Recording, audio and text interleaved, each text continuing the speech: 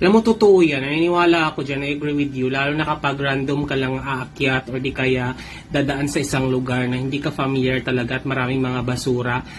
Just to make sure, wag kang hawak sa railing or di kaya wag kang magtambay-tambay dyan tapos sa hawak dyan. Kasi you'll never know, lalo na kapag surrounded siya ng mga basura at may mga nakatira doon. Minsan kasi yung mga homeless na nakatira is parang nagre-revenge sila sa, I am not sure if it's a form of protest, but minsan kasi nilalagyan nila ng tae or dumi ng tao. And I actually saw na doon mismo, yung ginawa ko yung video na yan, ay may dumi talaga ng tao doon. Alangan naman, videohan ko pa, ipakita ko, di ba?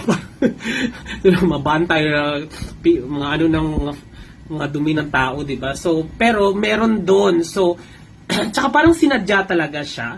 Kapag tiningnan mo yung mga basura, parang may mga dahon-dahon. And how kang aakyat dyan yung dahon? Alangan naman, para siyang galing sa basurahan somewhere else. Tapos inakyat siya, tapos sinadya siyang ikalat.